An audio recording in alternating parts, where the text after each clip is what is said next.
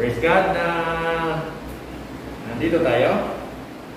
At kaunti man tayo, patuloy tayo sa Panginoon sa ating pagsamba, through singing, through reading His Word, through fellowship, and through listening to His Word. So, gusto ituloy ang ating mensahe from the book of John, na series of lesson, pang-apat na natin ito. So, napakaganda yung introduction ng sinulat ito ni Apostol John. Pinakilala niya ang Panginoon Kristo bilang salita. So, at yung salita na ito, walang iba kundi, walang iba siya tinukoy ang Diyos na ating sinasamba. So, yung salita naging flesh at nakihalubilo sa atin. Walang ibang tinukoy niya sa salita na yun, walang ibang Panginoon Kristo. So, of course, nandoon si John, bilang lingkod ng Panginoon na napunta siya dito upang ihanda, sabihan, balaan, bigyan warning yung mga Israelita tungkol sa Masaya. Alam yata ang COVID, at tanggalin natin. So, ay naidugtungan ko para maging kumpleto yung ating message tungkol sa baptism ni Juan. Na yung baptism ni Juan na yun ay totoo po yun na nangyari sa panahon nandito yung mga apostoles, nandito si Kristo. Sa ating conclusion ng last Sunday, na we are not we are not practicing those baptism dahil yun ay commanded ng Panginoon sa 12 tribes of Israel through 12 apostles para sa kingdom. So since we are now in the dispensation of grace, meron tinawag ang Panginoon na apostles para sa atin. Walang iba si Apostle Paul. Nang maintindihan ni Apostle Paul yung revelation tungkol sa baptism, sinabi ni Apostle Paul na I am not sent to baptize, but to preach the gospel. At sinabi niya na there's only one baptism.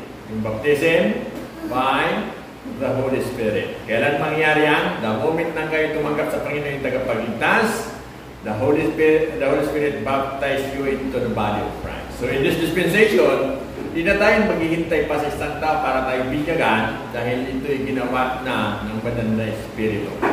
So it is between you and God na ikaw ay nakatanggap ng spiritual baptism. So the Holy Spirit sent you into the body of Christ nang kayo binyagan.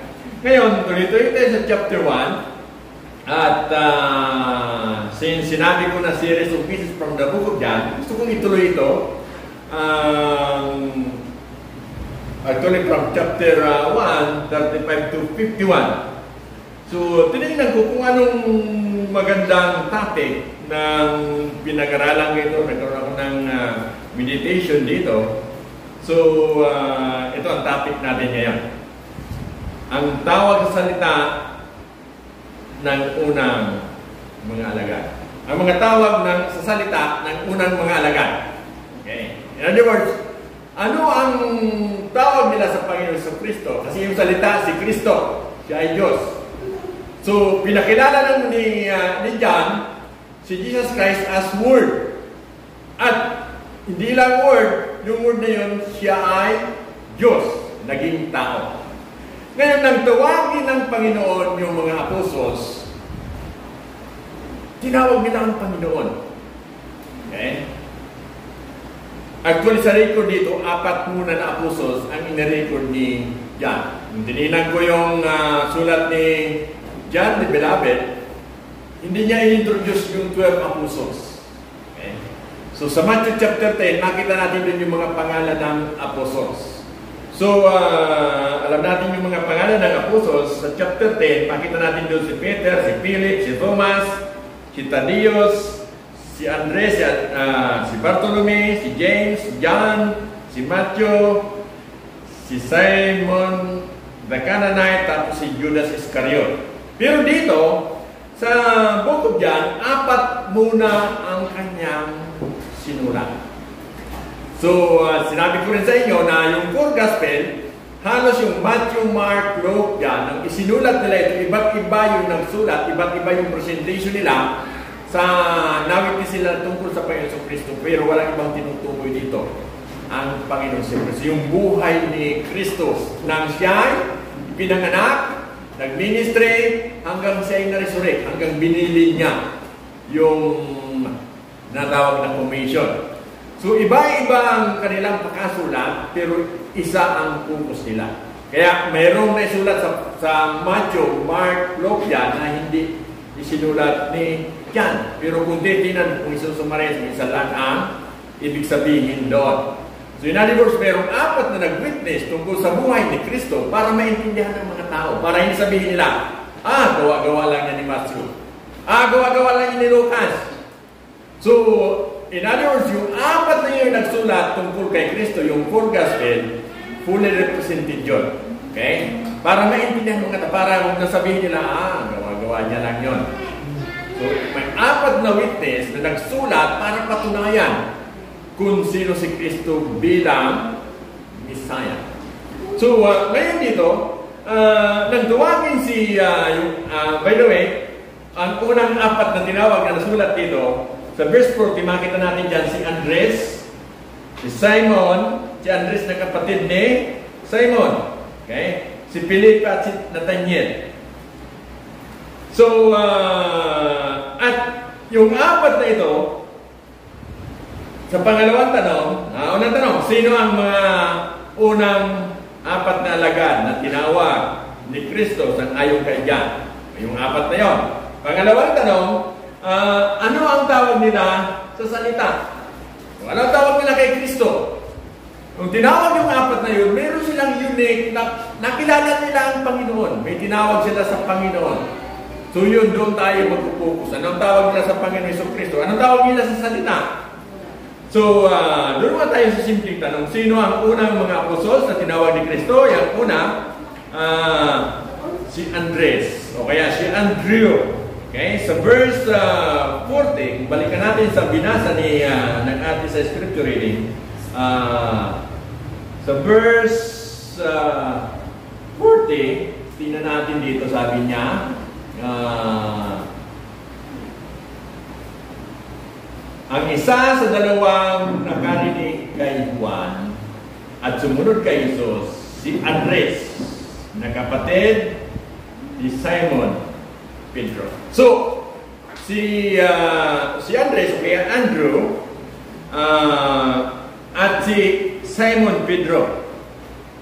Si Simon at saka si Pedro, si Saint Peter, parehas lang sila. Okay? So, ang tatay nila, si Juan. Anak sila ni John. Hindi si John the Baptist, hindi si John the Beloved, but ang tawag din sa tatay nila ay Juan. So, tinawag siya dito na sipas ng Panginoon Hesus Kristo na ang ibig sabihin Pedro. Ibig sabihin ng Pedro ay rock, little rock. So, magkapatid ito si Andres at saka si Peter. Si Peter, siya ang namuna doon sa 12 apostles. Nang sila'y nag-ministry noon, siya ang pinaka-leader. Kaya nga sa ibang church, ang tawag nila kay Peter ay unang papa. Okay? So, kaya, kasi kinukunik nila ang religion na yung Roman Catholicism dito sa mga apostles na ito. So, yun sa tradisyon nila. Pero dito, makikita natin na kung titignan natin yung buhay dito ni Peter, taliwas ito sa kanilang sinasabi kasi yung papa hindi nag-aasawa. Si Peter, meron siyang asawa, meron siyang family. So, hindi maka-qualify kung tatawagin nila siyang unang papa kasi yung mga papa ngayon hindi nag-aasawa. Okay? So, yung sinasabi nila na si Peter ang nag-umpisa ng simbahan sa Rome, sa Biblia, hindi natin makikita yon. Pero kinunik na lang nila yon. But anyway, punta tayo dito na si Andres at saka si Peter magkapatid dito. So halos sila'y nakatira sila sa tawag dito sa Biblia, Bethsaida. na-imagine nyo yung mapa ng Middle East, na-imagine nyo yung mapa ng Israel, di ba merong dalawang tubig doon, yung Sea of Galilee at saka yung Black Sea. Okay. Kung familiar kayo sa, binto lang natin, kung familiar kayo sa mapa ng Israel, yung malaking tubig doon, yung Jordan River, galing yung sa Sea of Galilee. Dead Sea. Okay? So, yung Bethsaida, kung pamilyar kayo doon sa pinag-aawayan ng Syria at Israel nung nagkaroon ng gera sa 1967, yung 6-day war, nakuha yung tawag daan ngayon Golan Heights. Okay? Pinag-aawayan nila yun. Gira sa gira yung Arab versus Israel. Noong 1967, yung 6-day war ba yun, nakangkilled nila yun. Noong nag-gira 1973, yun ang gustong kunin ulit ng Syria. Okay? Dito sa ibandang south, kalaban nila Egypt. Okay? Yung disyerto doon, yung Mount Sinai, nakuha din yun ng Israel sa bandang south. Pero sa norte, yun ang pinag-aaway nila hanggang ngayon. Okay? Yung Golan Heights ang tawag. Doon ang Bethsaida. So may parte ng Sea of Galilee sa may taas. Ang tawag doon, ibig sabihin ng Bethsaida ay lugar kung saan sila nangingisda. Malapit sa Sea of Galilee. So, very controversial sa ngayon ang lugar na ito, yung Bethsaida. But during this time, dito natagpuan, dito nag-ministry ang Panginoon Jesucristo unang-una. Okay? So, dito niya natagpuan, o yung una niya mga apostles, si Peter, si Andres, at ang kasama nila, na makita din pa natin dito si Felipe at saka si Nathaniel. So si Felipe at Nathaniel, yun pa nga yung pang-apat na sumama kay Kristo nang sila ay tawagin. So, apat ang in-introduce ni John. So, kung titingnan natin kung ilang tao ang gumagalaw during this time sa ministry ni Kristo sa unang pagkariko niya, si John the Baptist, si Pedro, si Andres, si Nathaniel, o kaya si Felipe, si Philip. Yung Nathaniel, sa Matthew chapter 10, hindi nabanggit yung pangalan ni Nathaniel. Nung tinignan ko, siya tinatawag doon na Bartolome. Okay? Hindi ko nagkamali, si Bartolome ang tawag sa kanya doon sa chapter 10, si Nathaniel. Kaya doon sa chapter 10, wala si Bartolome. So, nang tawagin sila ng Panginoon, sumama sila. Actually, sila ang sumunod. Okay? Pero, bago dumating ang Panginoon, bago nila nakita ang ng Panginoon, sila ay tinuturuan na ni John the Baptist. Kaya yung sinabi doon na ihanda ang daan ng Panginoon, ang ministry John the Baptist, isa ito sa mga katunangan. Nang nakita nila si Jesus Christ, nandun si John the Baptist, sila ang kasama ng mga unang mga apostles na to. So, ngayon, ano ang tawag nila kay sa salita o kaya anong tawag nila sa Panginoon Jesucristo? So makikita natin dito na ang unang tawag nila na nakita nila si Kristo, anong tawag nila kay sa salita? Una, sa verse 36, nakita niya si Jesus na nagdaan sa kanya at kanyang sinabi, narito ang Kordero ng Diyos. Okay. So, na-identify nila, nang nakita nila si Jesus,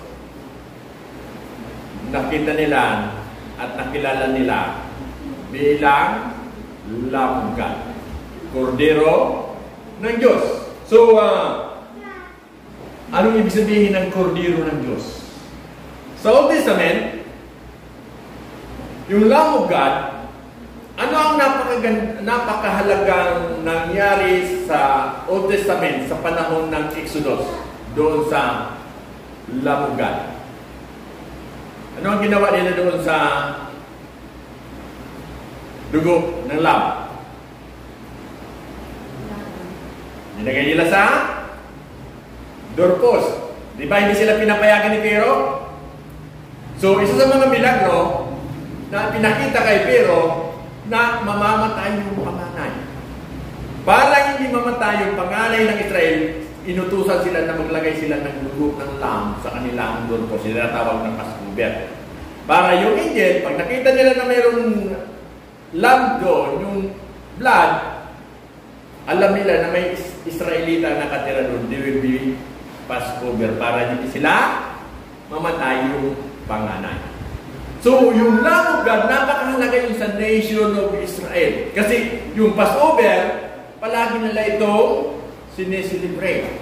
Napakahalaga ito sa kanila.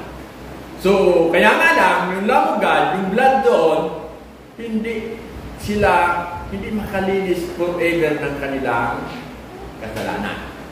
Hindi kagaya sa dugo ni Kristo, yung tunay na Lamb of God, na once for all, nang siya ay mamatay sa cross, yung dugo na yon, lahat ng kasalanan ng tao, hindi yung kaman o hindi, iyon ay nabayaran. Dahil sa dugo ng Kordero ng Diyos. So, yun. Nakita nila, nakilala nila yung salita na bilang Lamb of God, kaya Kordero ng Diyos. Sa verse 37, anong tawag ulit dito? Sabi dito sa verse 37, narinig ng dalawang alagad ang sinabi niya at sumunod sila kay Jesus. At lumingon. Sabi niya, si Jesus ang nakitang sumusunod sila ay sa kanyang itinanong, ano ang hinahanap ninyo? Sumagot siya, saan po kayo nakatira, Rabbi? Okay? So, makita natin dito na si Kristo kinalala nila bilang Rabbi. Okay? So, sa 38, ano yung sabihin ng Rabbi? Teacher. Okay? O kaya Master. O kaya Minister, Jewish Minister. Sa ngayon, pag sinabing Rabbi ka sa Judaism, ibig sabihin na pwede isa itong master, isang course na Doctor of Laws. Okay? O kaya pwede kang Hebrew theologian. Pero sa panahon noon, pag sinabi ang Rabbi, isa kang nagtuturo sa Torah. Okay? In other words, alam mo yung salita ng Panginoon. So, in-acknowledge sila na si Kristo ay isang Rabbi o kaya teacher. So, yan ang pangalawang tawag nila kay Kristo.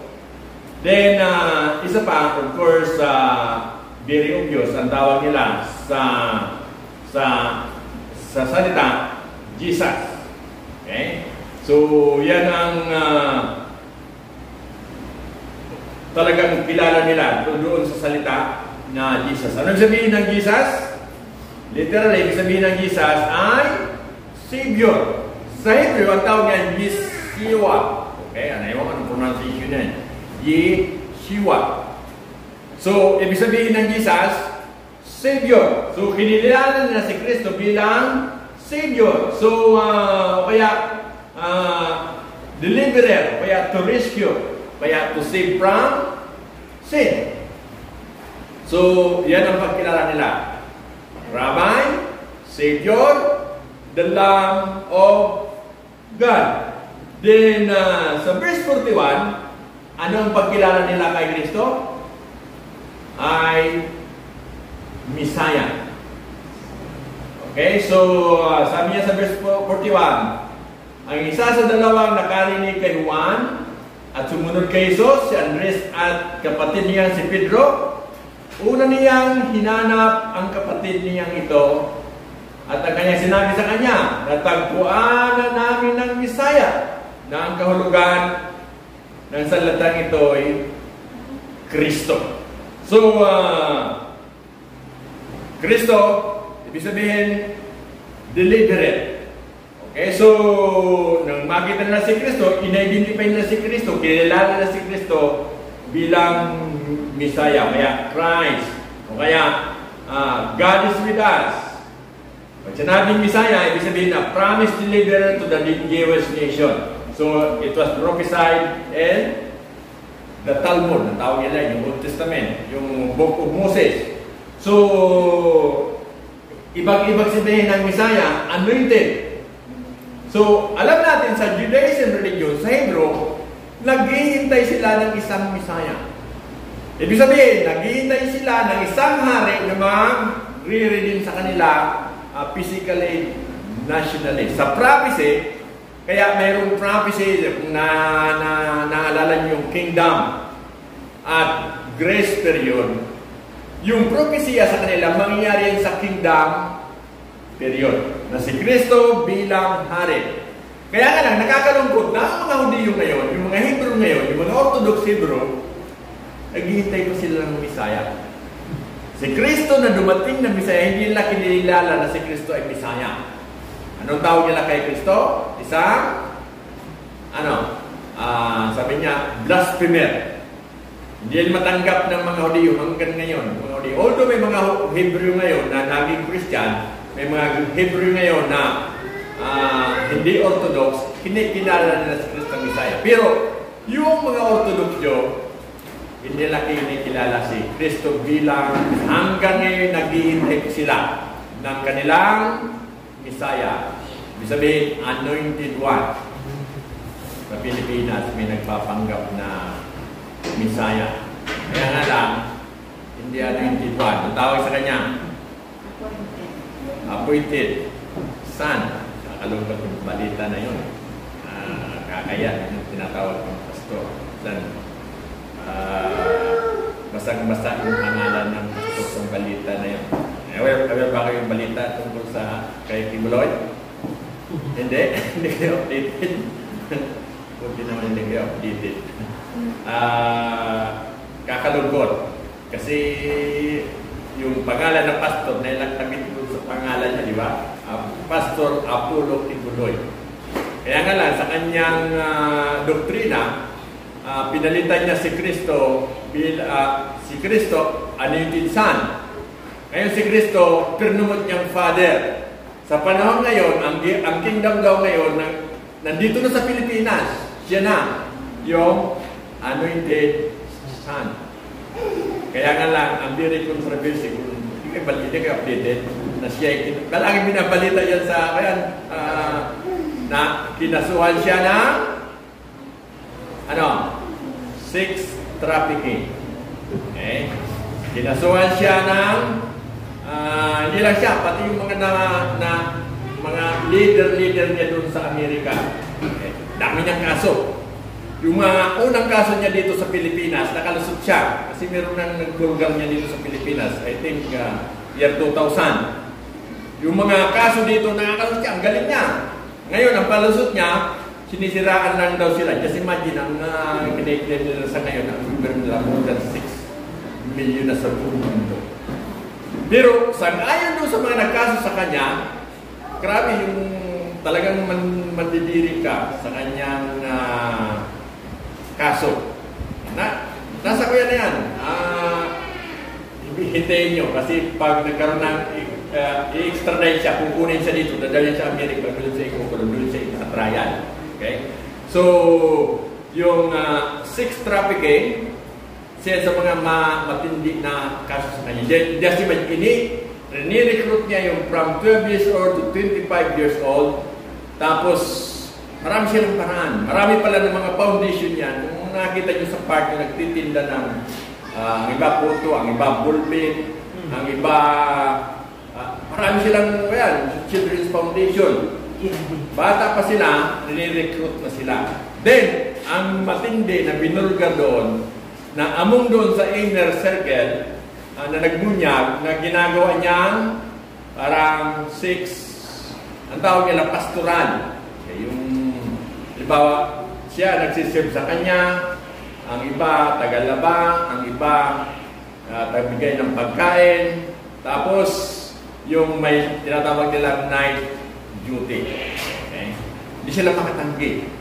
Kasi ang pahayag niya na yung Romans 12:1 na open your bodies a living sacrifice, ginagamit niya yun. Kaya pag napili ka na isa doon sa mga dalaga na virgin na ay gawing kanyang partner para magpasalamat ka sa kanila.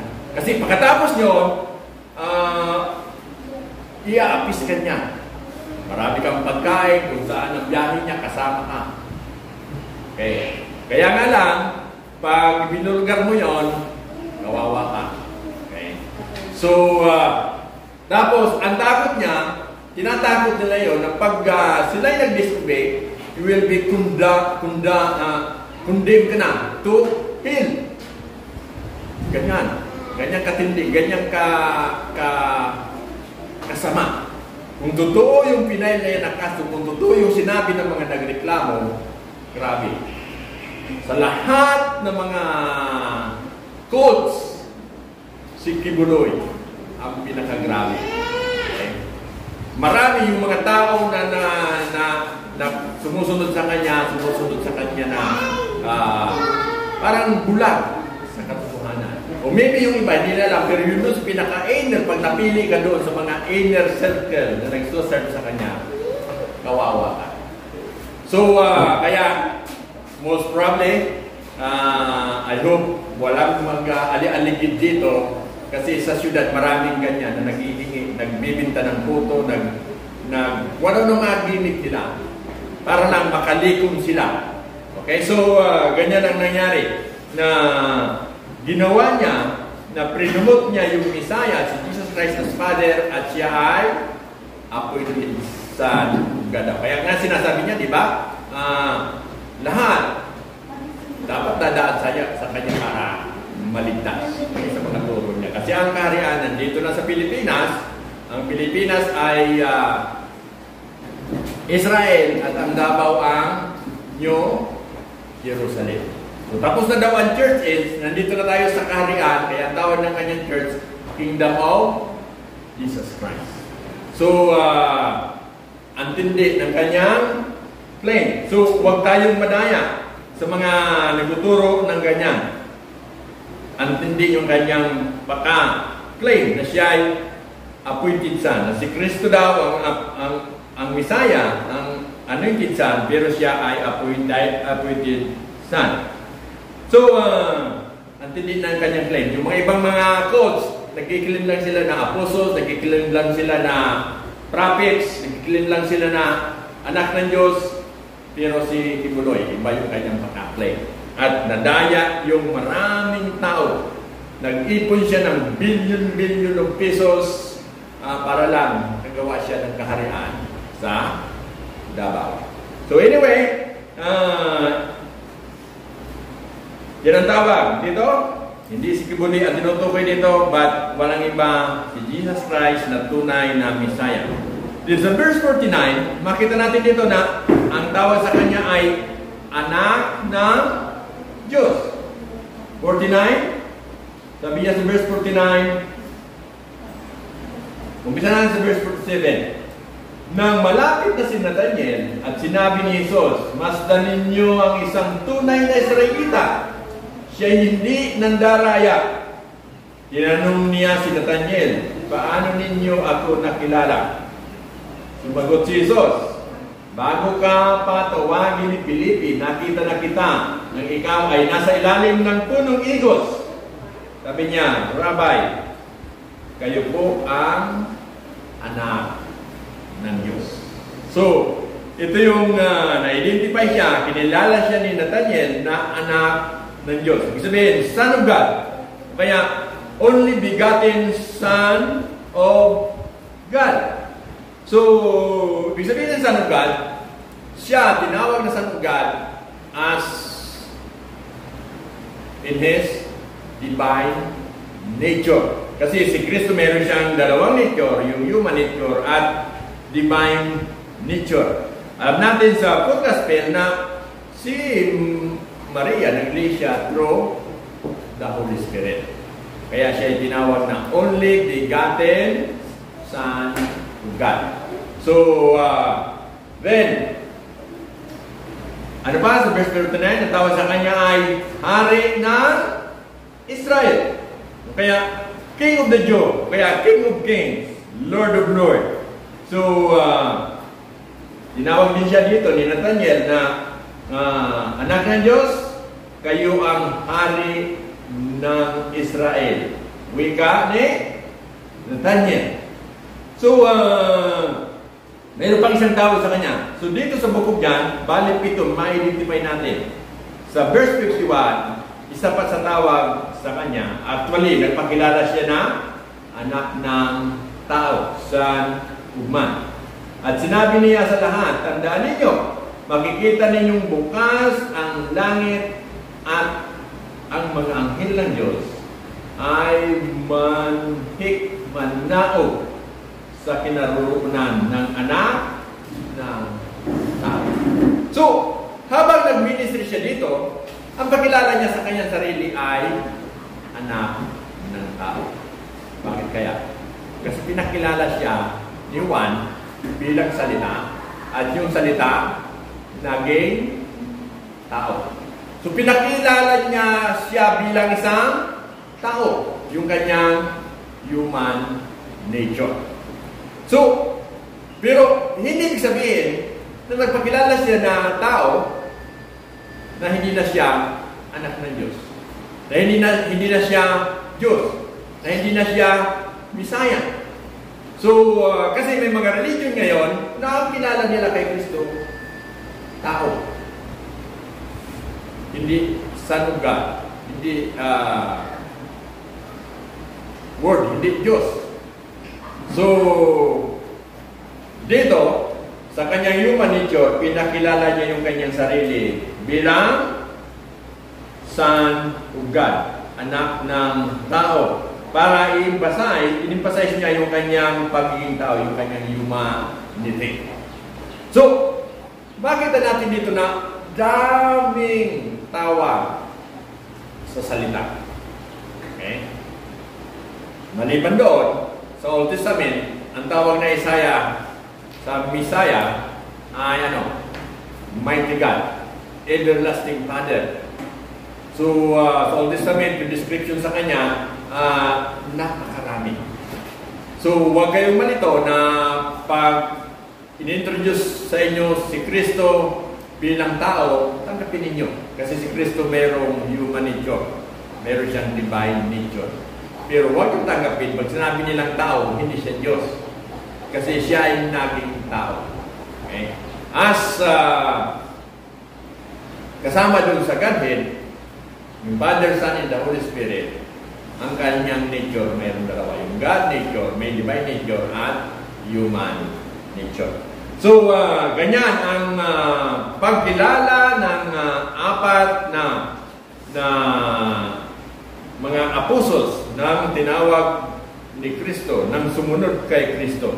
So, dito sa account na to, ano ang napakahalaga na ginawa ng unang mga apostol nang tawagin sila? Makita natin dito yung ginawa nila. Sa verse 37, sila ay sumunod kay Jesus. Sa verse 38, sila ay sumama kay Jesus. Hindi lang siya sumama, pumunta pa sila doon sa lugar kung saan si Kristo nakatira. They have a fellowship time with Jesus Christ. Si Felipe, ganun din ang ginawa niya, sumunod din siya. At ang maganda na makikita natin dito, nang makita nila, makilala si Kristo, hinanap nila yung close friend nila, yung close relative nila. So, si Felipe, sinong hinanap niya? Si Pedro. Ito ba? Si Pedro ba? Yung hinanap niya? Ang kanyang, si Andres, ang hinanap niya, si Pedro. Then, si Felipe, ang tinawag niya, ang hinanap niya si Nathaniel. So, ganyan yung kanilang response nang makita nila si Kristo na identify nila na siya ay Misaya. Ano ang basis nila na nasabi nila si Kristo ay Misaya? Ano ang basihan nila na si Kristo ay Son of God? O kaya Savior? O kaya Jesus? Of course, yung salita ng Panginoon. So, nag-influence sila sa verse 45, walang iba, yung sulat sa Torah, o kaya yung sulat ni Moses. Sa verse 43, sabi niya, hinanap ni Felipe si Nathaniel at sinabi ni rito, natagpuan namin si Jesus na taga Nazaret, ang anak ni Jose. Siya tinutukoy ni Moses sa kanyang sinulat sa kautusan at gayon din ng mga propeta. May nagmula bang mabuti sa Nazaret? Tanong ni Nathaniel. So, yung pag-identify, yung pagkilala nila sa salita ng si Jesus Christ, ng si Kristo, hindi lang yung inimagine nila. Nakita nila, naintindihan nila yung sinulat ni Moses sa kautusan na sila ay tumutukoy sa Kristo. Walang iba na dumating na si Jesus Christ at that time. So, hindi sila dalawang isip na hindi sumunod. Sumama pa sila at nakihalubilo pa sila kay Kristo. Alam nila kung saan ka nakatira. Okay? Kaya sila ay nagkaroon ng close fellowship, pag-aaral sa salita ng Panginoon. So, napakaganda. Kasi yung salita ng Panginoon dito, nakikinig na, napapakinggan nila mismo. Kasi yung Panginoon, nakahalubilo nila, nakasama nila. So, kung kayo kaya, ang tinawag ni Kristo sa mga panahon na yun, kaya pakiramdam nyo. Kung kayo tinawag ngayon na hindi nyo nakakita ang Panginoon sa Kristo, how mas mo kaya na sila ay nakalubila, nakita nila yung mga milagro, na ora mismo nakita nila kung ano ang ginawa ng Panginoon nang siya gumawa ng mga milagro para lang mag-kumbinsi yung mga tao doon na siya nga ang Misaya. So, iba't iba yung ating karanasan sa pagtawag sa atin. So, ang tanong ko sa inyo, nang tawagin kayo ba'y sumunod? Kayo ba'y excited na matuto ng salita ng Panginoon? Sana yung kalagayan ninyo bilang mga tinawag ngayon, nanoon ang kalagayan, sabi na Apostol, patay tayo dahil sa kasalanan. Sana nararamdaman natin na tayo'y nabuhay, nagkaroon ng pag-asa at naghihintay tayo sa Panginoon sa kanyang pagkakala. So, yan ang isipin natin. Ano man yung mga distractions sa ngayon, i-focus natin sa salita ng Panginoon, sa Panginoon sa Kristo na someday, siya ay darating. Kung yung mga Hudiyo ngayon naghihintay pa sila ng Misaya, nandito na ang Misaya, at kung mga Hudiyo sinihintay nila yung second coming, tayo hinihintay natin yung rapture. Anyway, yung pangako sa kanila, mararanasan niya ng mga Hudiyo during the millennial kingdom. Since we are in the dispensation of grace, napakaganda na nakilala natin ng Panginoon bilang ulo ng katawan ng Kristo, which is the body of Christ at tagapagligtas. So, anyway, yung pangako ng Diyos sa kanila, karoon pa naman ng katuparan yun. Kung sakaling hindi kayo nakasama sa rapture kasi list pa lang yung paniniwala, intindihin nyo, meron kayong chance sa regulation 3. Mahirap nga lang ang maligtas doon. Sabi nga sa Matthew 24, kung sino ang makatagal ay maliligtas. Sabi nga sa Revelation, yung mga ipipersecute sila doon. Okay, yung hindi nagpatatak ng 666, yung mark of the beast, yung persecute hanggang kamatayan, sila ang maliligtas. So, napakaganda yung pagtawag nila sa atin ngayon in the dispensation of grace dahil ito'y dahil sa biyaya ng Diyos. So, kilalanin natin si Kristo bilang salita, bilang kordero ng Diyos, bilang tagapagligtas, bilang Misaya, bilang teacher, bilang Son of God, bilang sanuman. Bilang pinakakabuuhan nun. Siya ay salita at siya ay Diyos na naging tao. Yan ang ating mensahe ngayon. Dalangin tayo. Dakilang Ama, kami po yung nalangin at salamat po sa tanghaling ito. Thank you for your word. Once again, muli nag-remind sa amin kung sino ang aming Panginoon sa Kristo na sinasamba sa panahon ngayon. Thank you sa muli sa iyong salita. Napagmulay-mulayan sa panahon ngayon. Ito ang pinapanalangin sa pangalan ni Jesus. Amen.